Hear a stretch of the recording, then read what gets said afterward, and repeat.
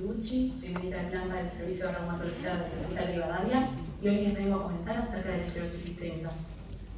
Tenemos una agenda para el día de hoy, que vamos a hablar de epidemiología, patogenia, la clasificación y los criterios, a qué le llamamos esclerodermia, vamos a hablar del Raynaud, de la capilaroscopía, la pigmentría en la piel, otras manifestaciones de esclerosis sistémica y algo de tratamiento.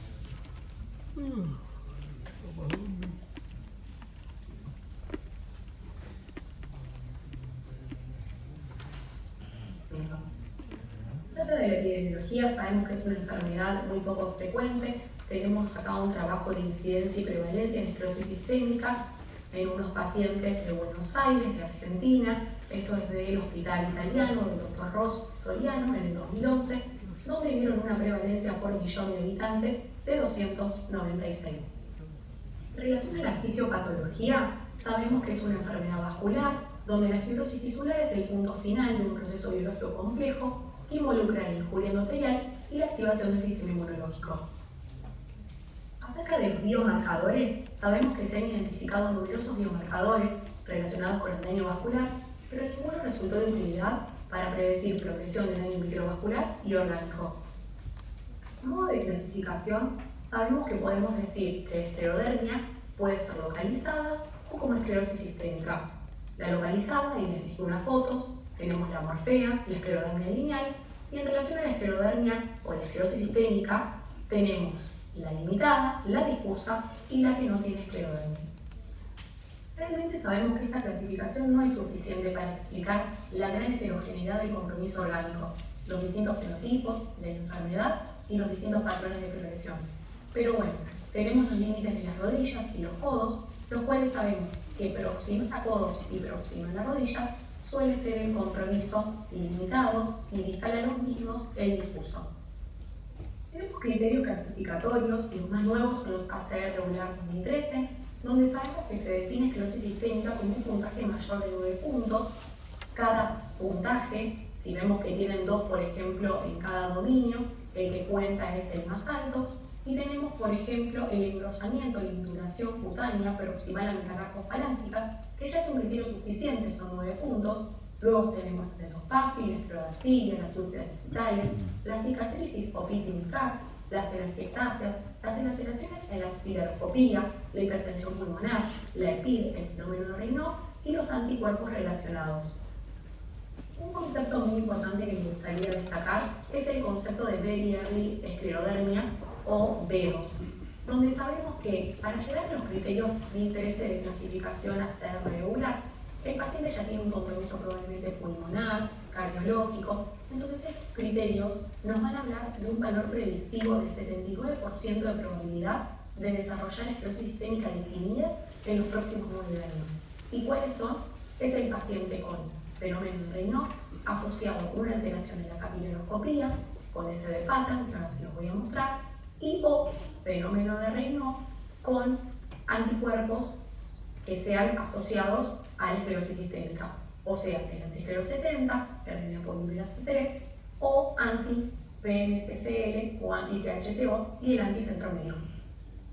Para que se den cuenta de la importancia de la detección precoz, fíjense cómo al principio el paciente está en una fase silente que puede durar años, décadas, donde está sintomático y donde lo primero que presenta, si ven ahí, es la línea roja del fenómeno de Raynaud.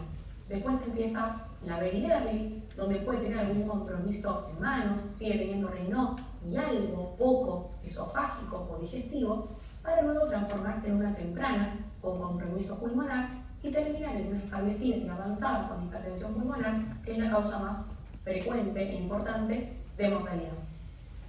Ahora les voy a hablar un poco del fenómeno de Raynaud.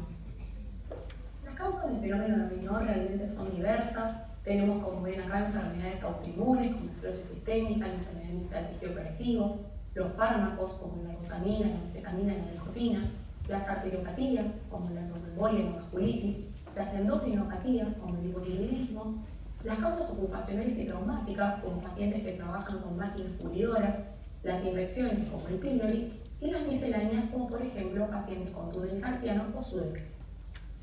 Lo más importante de esta charla, esta diapositiva, es que puedan diferenciar la diferencia entre un fenómeno de Raynaud primario de un secundario.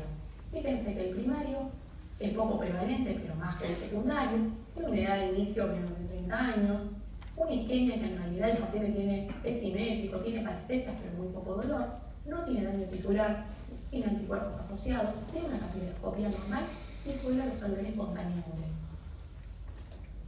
La frecuencia de las enfermedades del tejido conectivo del fenómeno de Raynaud, fíjense cómo es muy alta en comparación, por ejemplo, la esclerosis sistémica versus la artritis reumatoidea. Tenemos una esclerosis sistémica donde la frecuencia del fenómeno de Raynaud es del 95% y donde la manifestación inicial suele estar del 70% versus, por ejemplo, el síndrome de Sjögren, donde la frecuencia del Raynaud es del 13 al 30% y la manifestación inicial es del 45%.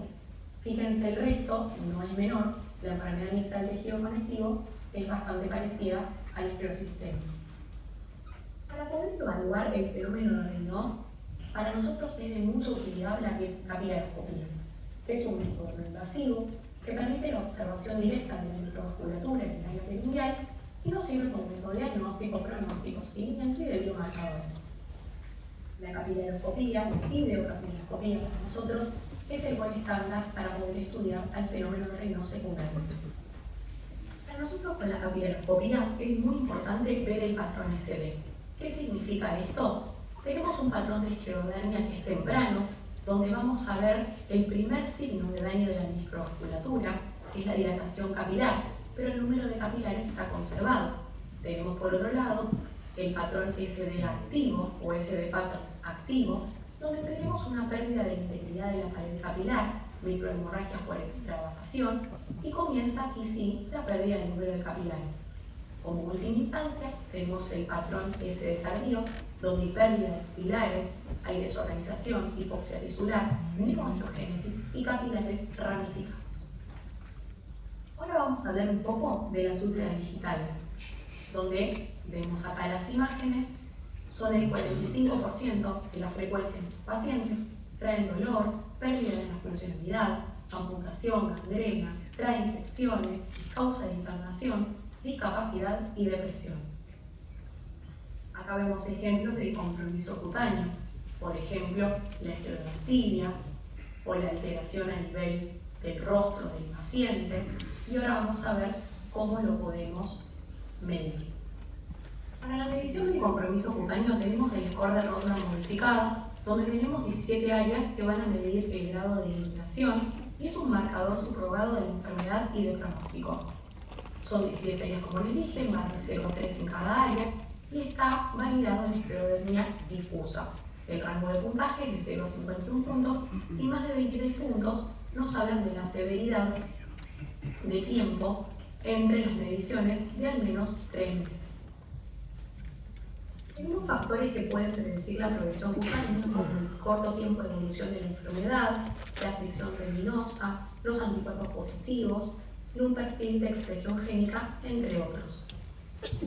Vamos a ver ahora un poco del compromiso pulmonar y de la estrella del compromiso pulmonar, que es la EPID, la enfermedad pulmonar especial, donde vemos que la EPID, en las enfermedades del tejido conectivo, el porcentaje es muy alto en la esclerosis sistémica, fíjense del 70 al 90%, por ejemplo, comparado con pacientes con lupus. En relación a la frecuencia de los patrones tomográficos en esclerosis sistémica, podemos ver que el más frecuente es la N6P, seguido de la UIP y de la organizada. La N6P suele ser de todas formas la más frecuente en todas las enfermedades del tejido conectivo, a diferencia de la R, donde la usual es la más frecuente. En este punto es importante hablar de la extensión de la enfermedad pulmonar en esclerosis sistémica, ya que pacientes con una enfermedad extendida en el pulmón tienen menor sobrevida. Pacientes con una extensión en la tomografía más del 20% o una capacidad vital forzada menor del 70% tienen una sobrevida mucho menor que los que no la tienen. En los últimos años empezamos a conocer esta nueva definición de fibrosis pulmonar progresiva. ¿Pero qué definimos esto y por qué es tan importante? Se define la fibrosis pulmonar progresiva como la evidencia de fibrosis, pero asociada a 2 de los 3 siguientes criterios, donde los pacientes tienen empeoramiento de los síntomas respiratorios, o tienen una progresión de lo que es la espirometría, como empeoramiento de la capacidad vital o de la DSO, o pueden tener un empeoramiento a nivel de tomografía. Factores que sabemos pueden predecir la progresión de la enfermedad pulmonar, así como teníamos los de la piel. Tenemos el sexo masculino, el reflujo gastroesofágico, el corto tiempo de evolución de la enfermedad, la extensión de la piel, una eritro alta, pacientes afroamericanos, y sabemos que estos pacientes son poblaciones de alto riesgo y tienen que tener un seguimiento estricto. La hipertensión pulmonar es una complicación frecuente y severa de esclerosis sistémica, afecta el 8 al 12% de los pacientes, es una de las principales causas de mortalidad, y esto se los muestro en este gráfico. Y los pacientes con esclerosis sistémica e hipertensión pulmonar, sabemos que el rango de mortalidad, como les estoy contando, es mayor del 50% a 2 años. Les dejo acá a modo de recordatorio a qué le decimos nosotros hipertensión pulmonar no probable, posible o probable.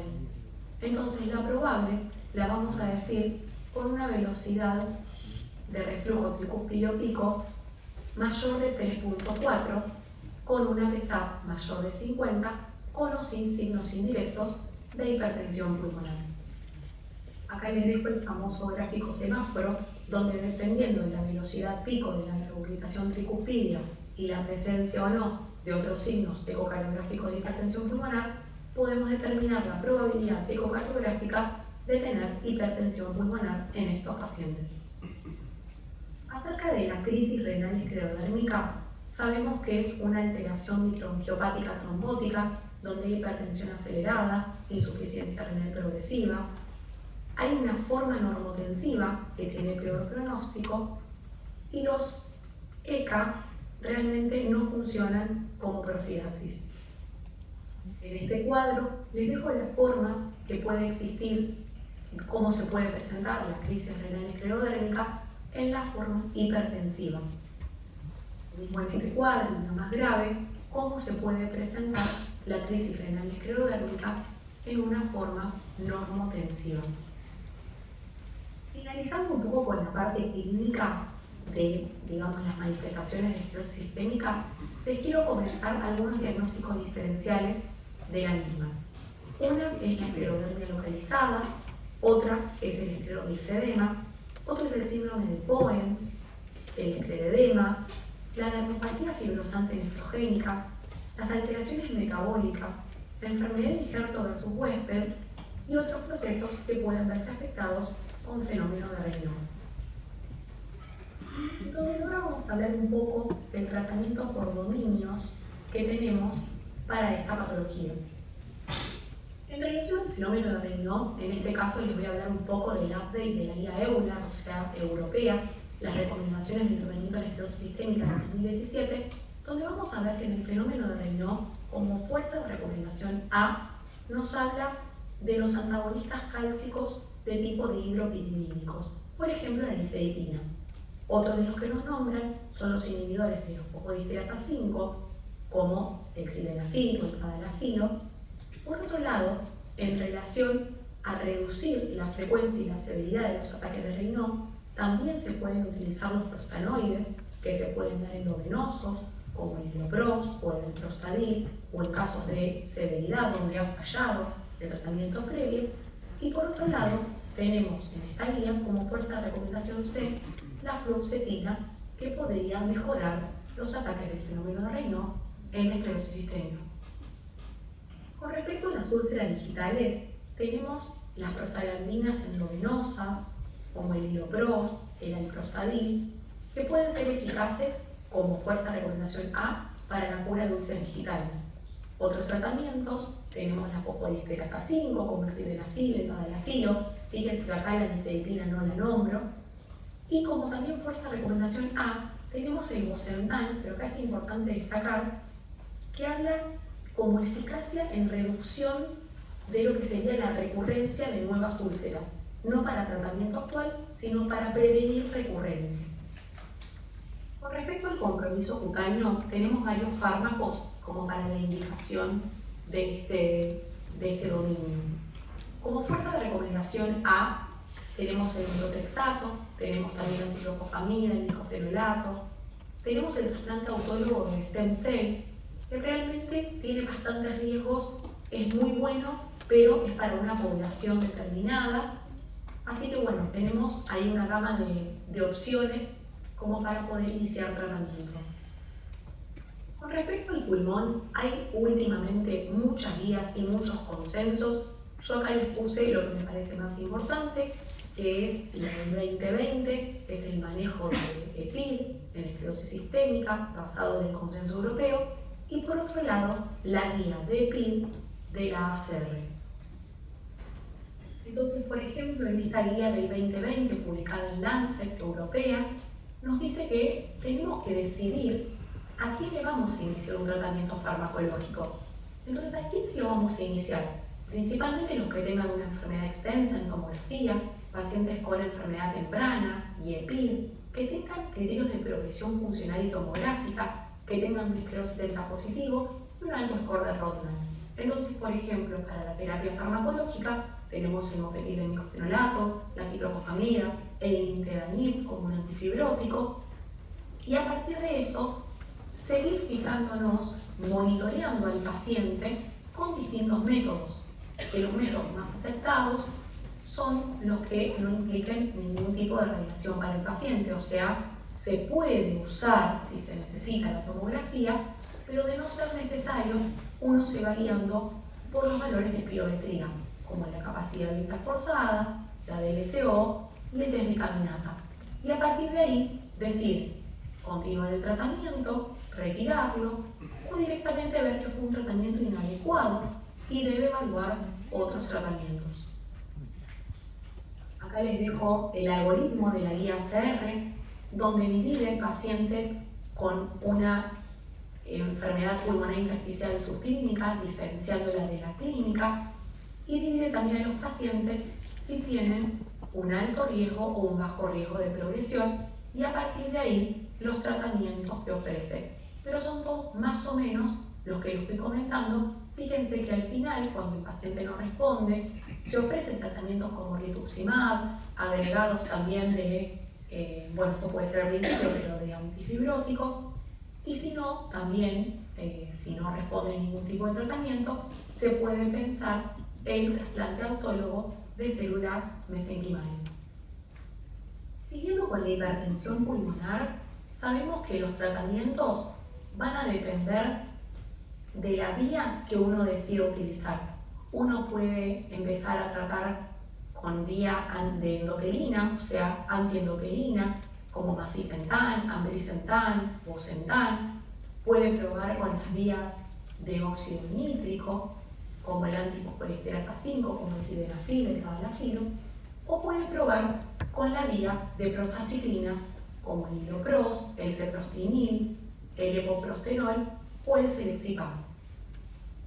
Esto me pareció importante porque si bien uno puede decir los tratamientos que uno puede ofrecer, hay que ver el riesgo que tengan los pacientes, si es moderado o intermedio o alto riesgo. Porque, por ejemplo, los pacientes que empiecen con un riesgo bajo pueden iniciar con una monoterapia, distinto de los pacientes que empiecen con un riesgo aumentado, con una clase funcional 4, donde ya van a comenzar a iniciar un tratamiento combinado, incluyendo los análogos de prostaciclinas. Para finalizar, en relación a la crisis renal esclerodérmica, sabemos que es una emergencia médica donde tenemos que primero ver la severidad del paciente, la TEA que tenga, si la sistólica es mayor de 180, la diastólica mayor o igual a 110. Si esto ocurre, hay que bajarle la presión en por lo menos una hora, llegar a un determinado target, iniciarle gradualmente Beneca, Nalapril, o bueno, acá en esta guía pone otras opciones, pero bueno, hay que realmente ubicarlo siempre al paciente y a partir de ahí seguir el algoritmo. Por otro lado, ver si tiene otros síntomas como convulsiones, edema pulmonar, microangiopatía, etc. Les agradezco tu atención y nos vemos en